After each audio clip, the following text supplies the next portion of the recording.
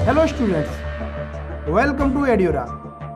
मैं हूं मुकुंद माधव शर्मा, आपका लोक प्रशासन का फैकल्टी। प्रस्तावना में किस तरह से एक दर्शन दिखाई देता है, राज्य व्यवस्था का एक संपूर्ण दर्शन किस तरह से स्पष्ट होता है, इसकी चर्चा करेंगे।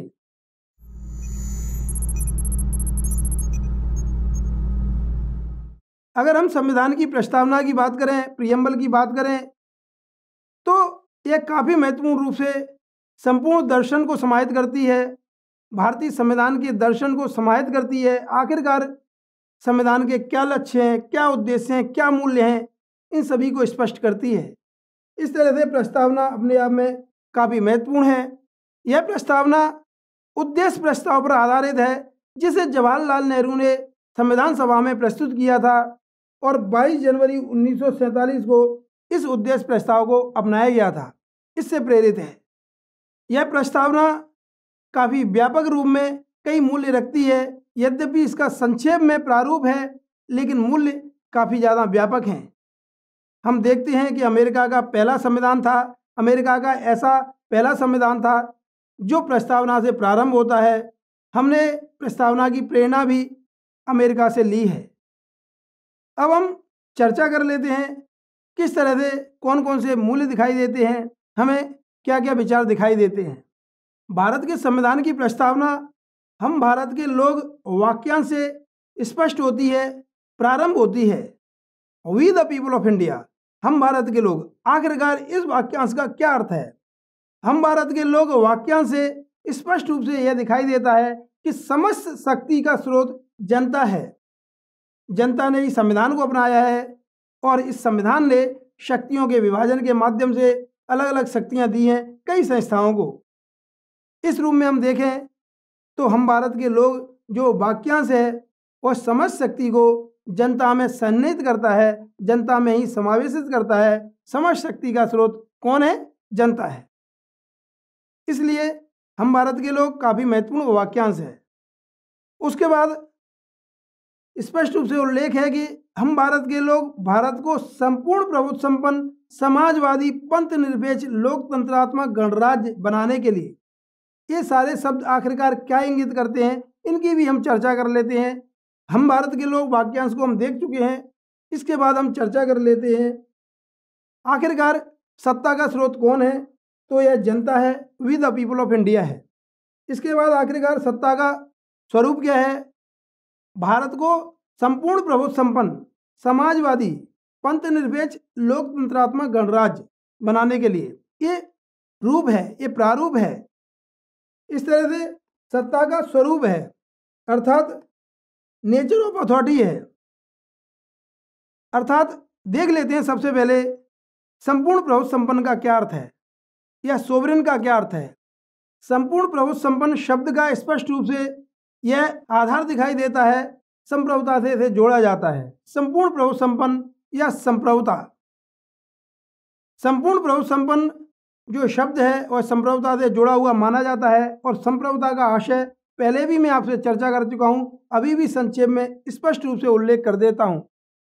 संप्रभुता एक ऐसी राजनीतिक संकल्पना है जिसके अंतर्गत राज्य विदेश नीति को स्वतंत्र रूप से संचालित करता है और आंतरिक रूप से वह सर्वोच्च संस्था होती है जिस पर कोई क्वेश्चन मार्क नहीं किया जा सकता है। अर्थात ऐसी कोई दूसरी संस्था नहीं होती है जो उसके प्रतिद्वंदी रूप में उभर कर आए। इस रूप में स्वतंत्र विदेशी नीति स्थापित करना, अर्थात कौन से देश के साथ संबंध स्थापित करने हैं, कौन से देश के साथ संबंध विच्छेद करना है, किस संगठन की हमें सदस्यता प्राप्त करनी है और किस संगठन की हमें सदस्यता को त्यागना है। इस तरह से स्वतंत्र विदेशी नीति का निर्धारण होता है और इसके अलावा आंतरिक रूप से सर्वोच्च संस्था होती है, अर्थात कौन से नियम कानून बनाए जाने हैं, किस तरह से विकास और कल्याण का प्रारूप अपनाना है, किस तरह से देश और समाज को दिशा देनी है, यह निर्धारित किया जाता है राज्य के द्वारा और इस पर कोई प्रश्न नहीं उठा सकता है। अर्थात ऐसी कोई दूसरी संस्था नहीं होगी। तो संप्रभुता बाह्य रूप से स्वतंत्र और आंतरिक रूप से सर्वोच्च राज्य की संकल्पना को प्रतिपादित करती है। इस रूप में अगर देखें तो संपूर्ण प्रभुत्व संपन्न हमारा भारत देश है। संपूर्ण प्रभुत्व संपन्न की बात आती है, लेकिन आखिरकार यह संप्रभु है कौन? क्या संसद संप्रभु है? क्या आपको लगता है? संसद कानून बनाती है, संसद कानून बनाती है और कई कानूनों पर हम देखते हैं कि न्यायपालिका में वह कानून चले जाते हैं और न्यायपालिका में कानूनों को क्या किया जाता है? हटा दिया जाता है। कोई भी नागरिक जा सकता है न्यायपालिका में यदि उसके मूल अधिकारों का उल्लंघन होता है और न्यायपालिका में किसी भी कानून का लिटमस टेस्ट किया जाता है। अर्थात कहने का आशय यही है कि उसे संवैधानिक कसौटी पर खरा उतरना होता है उस कानून को।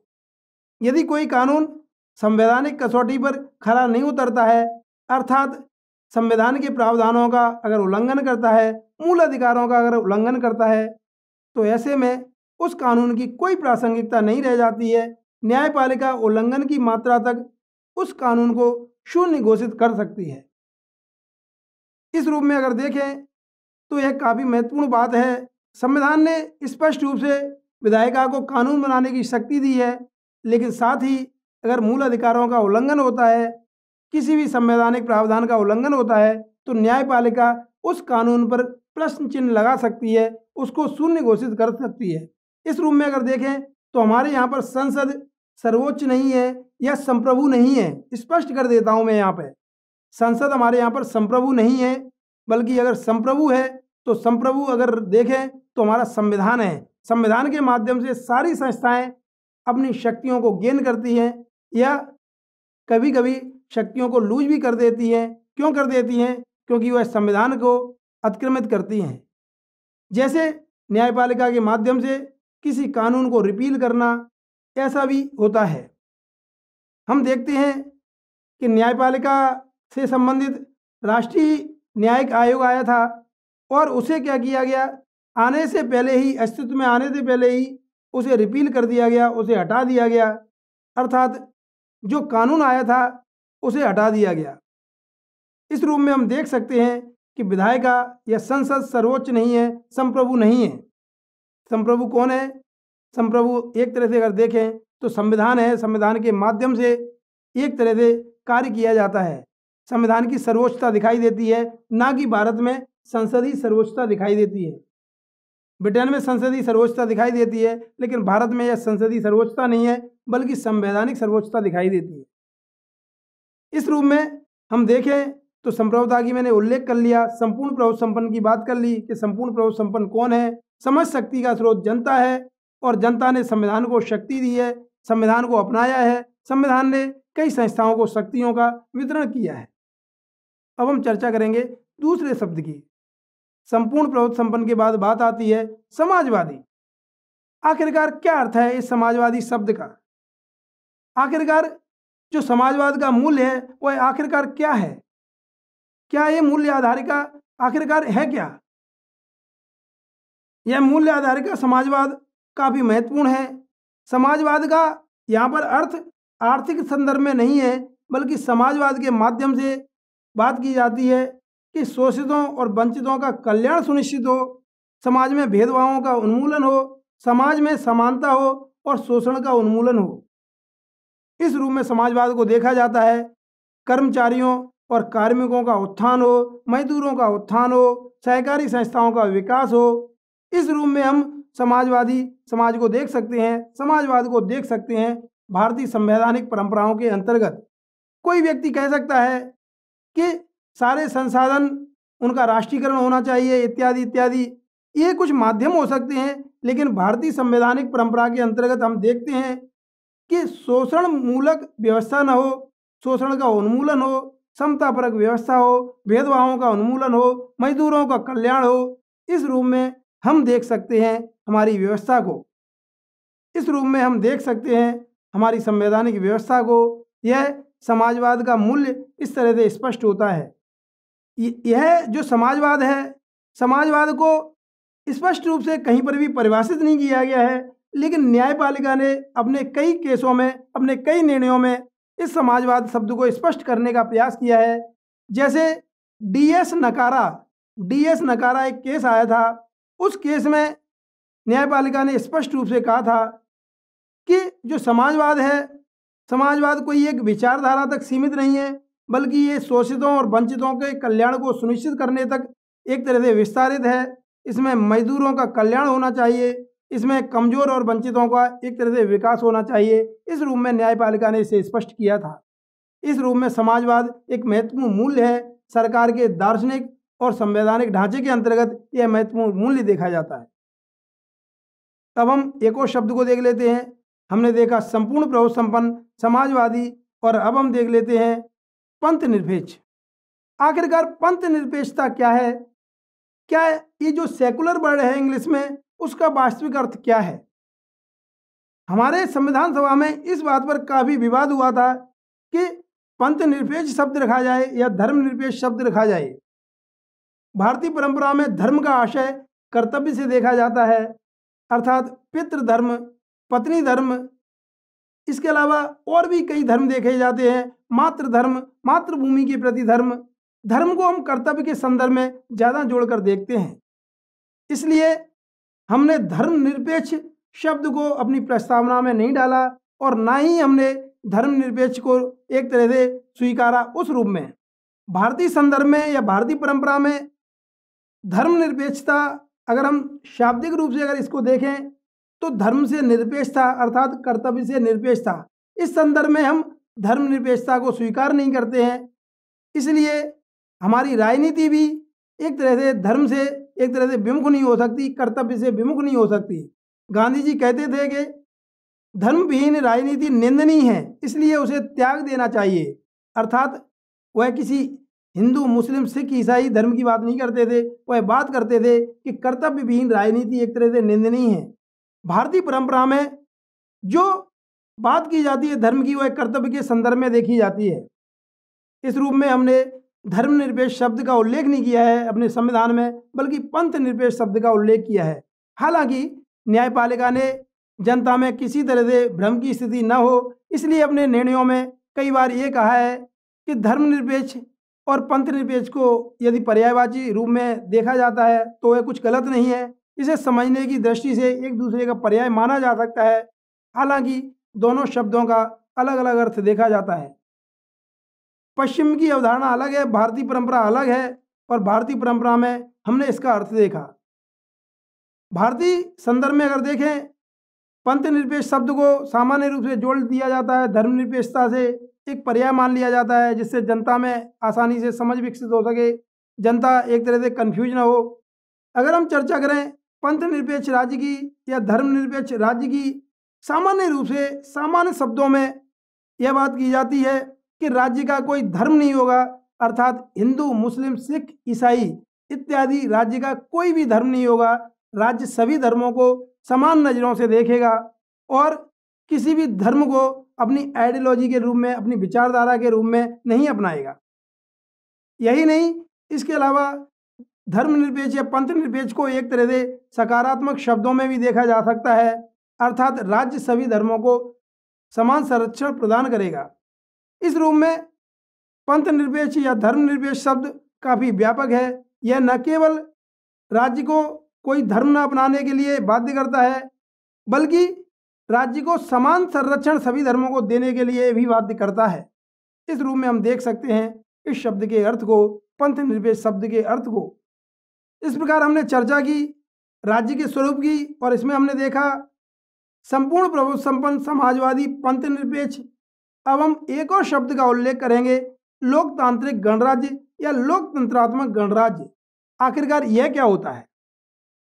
लोकतंत्रात्मक गणराज्य अर्थात लोकतांत्रिक पद्धति पूर्वक गणराज्य। गणराज्य का अर्थ स्पष्ट रूप से यही होता है कि राज्य का जो संवैधानिक प्रमुख होगा वह निर्वाचित होगा। कैसा होगा? निर्वाचित होगा। हम भारतीय राष्ट्रपति की स्थिति की अगर चर्चा करें तो भारतीय राष्ट्रपति चुना जाता है, वह अप्रत्यक्ष रूप से चुना जाता है। पहले हम अपने जनप्रतिनिधियों का निर्वाचन करते हैं और जनप्रतिनिधि राष्ट्रपति का निर्वाचन में भाग लेते हैं, राष्ट्रपति का निर्वाचन करते हैं। इस रूप में चाहे वह अप्रत्यक्ष रूप में ही सही, लेकिन उसका चुनाव होता है। राष्ट्रपति निर्वाचित प्रमुख है, वह वंशानुगत प्रमुख नहीं है। ब्रिटेन में हम देखते हैं कॉन्स्टिट्यूशनल मोनार्की है, अर्थात संवैधानिक एक तरह से राजवंश देखा जाता है। संवैधानिक रूप से राजा के अस्तित्व को स्वीकार किया गया है और वह वंशानुगत रूप से होता है। उसका पद काफ़ी गरिमा में माना जाता है, लेकिन वंशानुगत होता है। जबकि भारत में हम देखते हैं समस्त वंश परंपरा को समाप्त कर दिया गया है। किसी भी वंश परंपरा के आधार पर कोई भी संवैधानिक या फिर संविधान के अलावा भी कई संस्थाएं होती हैं जिनका उल्लेख संविधान में नहीं है। ऐसी संस्थाओं के प्रमुख भी हम देखते हैं कि वंशानुगत परंपरा से नहीं उनको चुना जाता है। इस रूप में हम देखें तो एक निर्वाचन की पर्याप्त व्यवस्था है और भारत में लोकतांत्रिक गणराज्य व्यवस्था को अपनाया गया है। तो राज्य का स्वरूप क्या है? राज्य का स्वरूप है संपूर्ण प्रभुत्व संपन्न समाजवादी पंथ निरपेक्ष लोकतंत्रात्मक गणराज्य। अब हम देख लेते हैं प्रस्तावना के अंतर्गत आखिरकार सत्ता का लक्ष्य क्या है, राज्य का लक्ष्य क्या है, इसकी चर्चा कर लेते हैं। हम देखते हैं प्रस्तावना में कई तरह के लक्ष्य दिखाए गए हैं जिन्हें हम लक्ष्य या मूल्य भी कह सकते हैं। जैसे देखते हैं कि इसमें न्याय, स्वतंत्रता, समानता, बंधुत्व, व्यक्ति की गरिमा, राष्ट्र की एकता और अखंडता, इसके अलावा और भी कुछ मूल्यों की बात की गई है। इस तरह से जो राज्य है उसका एक लक्ष्य है, उसके कुछ मूल्य हैं, इनकी हम चर्चा कर लेते हैं। सबसे पहले चर्चा करेंगे न्याय की। न्याय किसी भी समाज के लिए, किसी भी देश के लिए, किसी भी व्यवस्था के लिए सबसे महत्वपूर्ण तत्व होता है। भारतीय प्रस्तावना में, भारतीय संविधान की प्रस्तावना में सामाजिक, आर्थिक और राजनीतिक न्याय का प्रावधान किया गया है। आखिरकार सामाजिक एवं आर्थिक न्याय का क्या अर्थ है? सामाजिक, आर्थिक और राजनीतिक न्याय, इनका ये सीक्वेंस क्यों रखा गया है? सबसे पहले सामाजिक न्याय जरूरी है, किसी भी तरह का भेदभाव न हो, समाज में समानता हो, यह जरूरी है। सामाजिक न्याय अत्यंत ही महत्वपूर्ण तत्व है समाज में व्यवस्था बनाए रखने के लिए।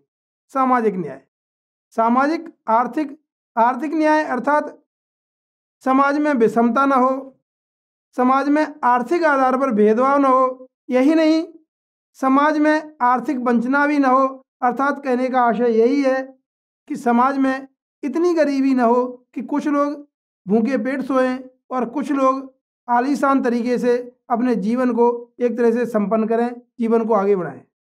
आर्थिक रूप में वंचना न हो, आर्थिक रूप में काफ़ी विषमता न हो, अर्थात कुछ लोगों के वर्ग में या कुछ लोगों के समूह में एक तरह से सभी संसाधनों का केंद्रण नहीं होना चाहिए।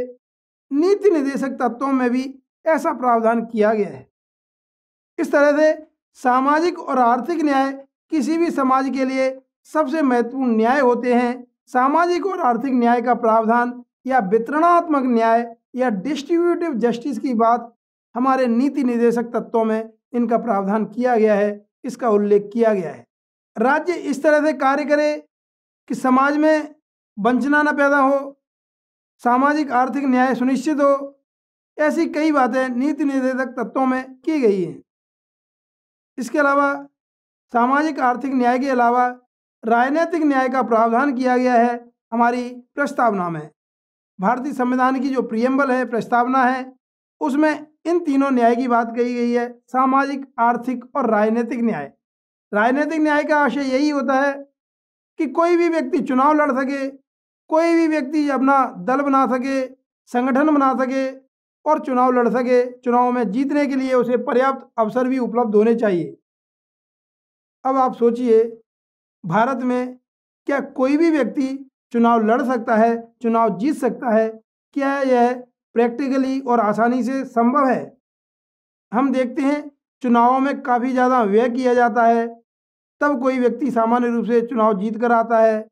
यही नहीं, वह कहीं ना कहीं कृत्रिम रूप से अपनी लोकप्रियता हासिल करता है। चुनाव में पैसा और धन का बाहुबल स्पष्ट रूप से देखा जाता है। ऐसे में व्यावहारिक रूप से राजनीतिक न्याय कितना सुनिश्चित होता है, इस पर एक प्रश्न है। लेकिन सामान्य रूप से फिर भी हम देखें, अब भारतीय संविधान में, नियम कानूनों में अब ऐसी व्यवस्था कर दी गई है कि कोई भी व्यक्ति चुनाव लड़ सकता है और चुनाव जीतकर एक तरह से सरकार में भाग ले सकता है या संसद में वह अपनी बात रख सकता है। इस तरह से यह बात काफ़ी महत्वपूर्ण है। सामाजिक, आर्थिक और राजनीतिक न्याय का उल्लेख किया गया है।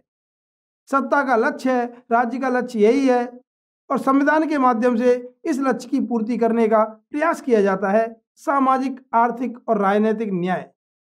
अब हम बात करेंगे स्वतंत्रता की। स्वतंत्रता अपने आप में एक बहुत बड़ा मूल्य भी है।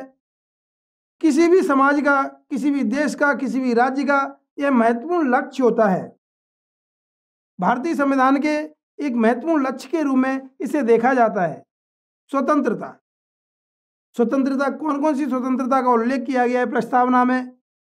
विचार, अभिव्यक्ति, विश्वास, धर्म और उपासना की स्वतंत्रता का उल्लेख किया गया है। विचार, अभिव्यक्ति, विश्वास और धर्म की स्वतंत्रता का उल्लेख किया गया है। ये स्वतंत्रता अपने आप में काफी महत्वपूर्ण है। विचार की स्वतंत्रता की अगर बात करें तो विचार तो हर व्यक्ति कर सकता है, हम आप सभी लोग विचार कर सकते हैं। फिर आखिरकार विचार की स्वतंत्रता का प्रावधान क्यों किया गया हमारी प्रस्तावना में? विचार की स्वतंत्रता का आशय यही है कि हमारे जो विचार होते हैं वह प्रभावित होते हैं।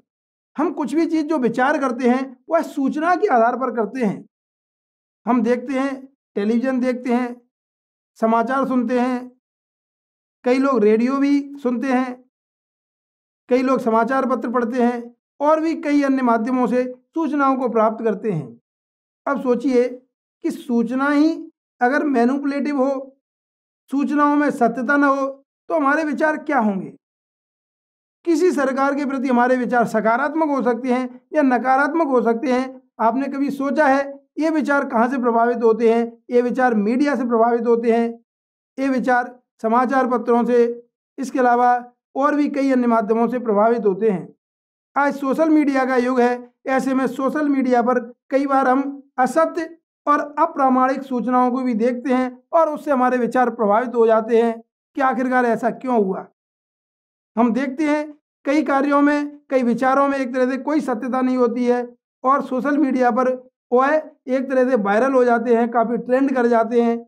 ऐसे जो प्रयास हैं उससे हमारे विचार प्रभावित हो सकते हैं। इसलिए विचार की स्वतंत्रता कैसे प्राप्त होगी आखिरकार? इसलिए हमारे संविधान की प्रस्तावना में उल्लेख किया गया है विचार की स्वतंत्रता, अर्थात विचार निष्पक्ष रूप से आ सके, सूचना निष्पक्ष हो, सूचना में कोई मैनिपुलेशन न हो, मीडिया स्वतंत्र हो लेकिन निष्पक्ष हो। ऐसा कहीं ना कहीं अंतर्निहित रूप से, स्पष्ट रूप से दिखाई देता है। विचार की स्वतंत्रता, विचार, अभिव्यक्ति, अभिव्यक्ति की स्वतंत्रता, जैसा कि हम जानते हैं आर्टिकल 19 क्लॉज 1 इसमें प्रावधान किया गया है अभिव्यक्ति की स्वतंत्रता का अधिकार है, वाक और अभिव्यक्ति की स्वतंत्रता का उल्लेख किया गया है। इसी के अंतर्गत मीडिया की स्वतंत्रता, प्रेस की आज़ादी इत्यादि अंतर्निहित रूप से समाहित हैं।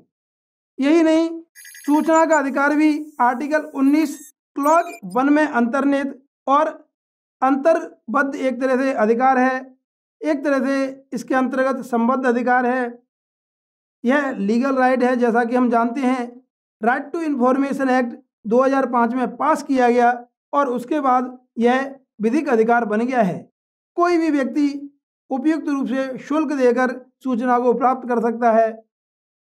यदि कोई बहुत ही जीवन से संबंधित सूचना है तो वह काफ़ी कम समय में दी जा सकती है, लेकिन अगर सामान्य सी सूचना है तो उसे 30 दिनों के अंदर दिया जाना आवश्यक होता है। इस रूप में अगर देखें तो लाइफ और लिबर्टी की सूचना 48 आवर्स के अंतर्गत और सामान्य सी सूचना 30 दिनों के अंतर्गत सामान्य रूप से दी जाती है। इस तरह से सूचना का अधिकार, मीडिया की स्वतंत्रता इत्यादि आर्टिकल 19 के अंतर्गत ही समाहित है और इसके अलावा हम देखें तो यह अधिकार अपने आप में काफ़ी व्यापक है। तो विचार और अभिव्यक्ति की स्वतंत्रता काफ़ी महत्वपूर्ण रूप से स्वतंत्रता है। विचार, अभिव्यक्ति, विश्वास, विश्वास की स्वतंत्रता, अर्थात आप कोई भी फेथ, कोई भी रिलीजन को अपना सकते हैं और उसमें विश्वास रख सकते हैं। विचार, अभिव्यक्ति, विश्वास, धर्म और उपासना की स्वतंत्रता, अर्थात आप किसी भी धर्म में आस्था रख सकते हैं, उसे अपना सकते हैं, उसको प्रचारित कर सकते हैं। आर्टिकल 25 में भी ऐसे प्रावधान दिखाई देते हैं। विचार, अभिव्यक्ति, विश्वास, धर्म इत्यादि की स्वतंत्रता दी गई है। इस तरह से कई तरह की स्वतंत्रता का उल्लेख किया गया है। विचार, अभिव्यक्ति, विश्वास, धर्म और उपासना की स्वतंत्रता। उपासना की स्वतंत्रता अर्थात आप किसी भी देवता में, किसी भी भगवान में, किसी भी ईश्वर में विश्वास रख सकते हैं, उसकी उपासना कर सकते हैं। इस तरह की स्वतंत्रताओं का उल्लेख किया गया है हमारे भारतीय संविधान की प्रस्तावना में। इसके अलावा और भी अगर चर्चा करें तो और भी काफ़ी महत्वपूर्ण रूप से समानता का प्रावधान दिखाई देता है। यह समानता दो आधारों पर दिखाई देती है, प्रतिष्ठा और अवसर की समानता। प्रतिष्ठा और अवसर की समता या समानता की बात की गई है, अर्थात हम देखते हैं आर्टिकल 18 में देखते हैं उपाधियों का अंत कर दिया गया है, उपाधियों के अंत का प्रावधान किया गया है। अर्थात अंग्रेज जो पहले कई उपाधियां दे देते थे और एक तरह से इससे इलीट माइंडसेट दिखाई देता था प्रशासन में, और इसके अलावा समाज में भी इलीट माइंडसेट दिखाई देता था, इसको समाप्त करने का प्रयास किया गया भारतीय संविधान के आर्टिकल 18 के माध्यम से। इसका स्पष्ट रूप से उल्लेख हमें भारतीय संविधान की प्रस्तावना में दिखाई देता है। प्रतिष्ठा और अवसर की समानता का उल्लेख किया गया है। हम रोजगार में अवसर की समता देखते हैं आर्टिकल 16 में, और इसके अलावा और भी कई तरह से हमें समान अवसर प्राप्त होते हैं। तो प्रतिष्ठा और अवसर की समता, इसका उल्लेख किया गया है। तो इस तरह से हम देखते हैं कि इस तरह से स्वतंत्रता है। इसके अलावा हम देखें तो व्यक्ति की गरिमा का उल्लेख भी किया गया है, अर्थात व्यक्ति, उसकी गरिमा काफ़ी महत्वपूर्ण है। आर्टिकल 21 में हम स्पष्ट रूप से देख सकते हैं कि व्यक्ति के लिए एक तरह से गरिमामय वातावरण सुनिश्चित हो, ऐसा प्रावधान किया गया है। इस तरह से हम देखते हैं कि आर्टिकल 21 भी काफ़ी महत्वपूर्ण है और व्यक्ति की गरिमा सुनिश्चित की गई है। हमारे भारतीय संविधान की प्रस्तावना में स्पष्ट रूप से इसका उल्लेख किया गया है। इसके अलावा राष्ट्र की एकता और अखंडता, राष्ट्र की एकता और अखंडता, यह तो सबसे अभूतपूर्व रूप से एक लक्ष्य है, एक मूल्य है। किसी भी व्यवस्था का लक्ष्य महत्वपूर्ण रूप से राज्य की एकता और अखंडता होता ही है। राज्य की एकता और अखंडता, अर्थात भौगोलिक रूप से इसका विभाजन नहीं होना चाहिए। विभाजन आंतरिक रूप से हो सकता है, लेकिन बाह्य रूप से किसी भी तरह से इस टाइप से नहीं होना चाहिए। एकता और अखंडता, अखंड भारत की बात करते हैं, एक भारत की बात करते हैं, तो एकता और अखंडता का स्पष्ट रूप से उल्लेख हो जाता है। हम सभी एक हैं, हम सभी अखंड हैं, भारत अखंड है, इसकी बात करते हैं। तो राज्य का लक्ष्य है एकता और अखंडता का। इसके अलावा हम बात करते हैं बंधुता की। बंधुता का मूल्य भी महत्वपूर्ण है। बंधुता सभी लोगों में एकता और अखंडता के लिए जरूरी है। हमारे देश की एकता और अखंडता के लिए बंधुता जरूरी है। सभी लोगों में एक जुड़ाव जरूरी है। सभी लोगों में एक तरह से मनुष्य के दृष्टिकोण से देखें, मनुष्य को हम मनुष्य के दृष्टिकोण से देखें, एक दूसरे के प्रति प्रेम रखें, ऐसी आशा की गई है, ऐसी अपेक्षा की गई है भारतीय संविधान की प्रस्तावना में। इस तरह से कई लक्ष्य में स्पष्ट रूप से दिखाई दे जाते हैं भारतीय संविधान की प्रस्तावना में। इन्हीं सब विचारों को देखते हुए हम देखते हैं कि कई विचारों ने इस पर काफ़ी अच्छे अच्छे विचार दिए हैं कि भारतीय संविधान की प्रस्तावना के बारे में अलग अलग तरीके से विचार दिए हैं। जैसे अगर हम बात करें, के.एम. मुंशी ने इसे राजनीतिक जन्म कुंडली या पॉलिटिकल हॉरोस्कोप की संज्ञा दी है। यही नहीं, हम देखते हैं ठाकुर दास भार्गव ने इसे सोल ऑफ कॉन्स्टिट्यूशन का नाम दिया है। क्या नाम दिया है? Soul of constitution, said by Thakur Das Bhargava. इसके अलावा हम देखते हैं एन.ए. पालीखीवाला ने इसे identity card of the constitution कह दिया है, पहचान पत्र कह दिया है। सोचिए कितनी महत्वपूर्ण बात है भारतीय संविधान की प्रस्तावना के बारे में। भारतीय संविधान का जो सबसे महत्वपूर्ण एक तत्व दिखाई देता है, एक भाग दिखाई देता है, एक एलिमेंट दिखाई देता है, एक दर्शन दिखाई देता है, वो है हमारी भारतीय संविधान की प्रस्तावना में दिखाई देता है। उद्देश्य का हम इसीलिए कहते हैं क्योंकि हमें कुछ लक्ष्य प्राप्त करने हैं। और भी कई विद्वानों ने अलग अलग तरीके से विचार व्यक्त किए हैं। पालमदे ने इसे पवित्र आदर्शों एवं लक्ष्यों का घोषणा पत्र कह दिया है। अर्नेस्ट बार्कर ने इसे संविधान की कुंजी कह दिया है। ग्रेनविले ऑस्टिन ने कह दिया है कि आधारभूत रूप से सामाजिक दस्तावेज है।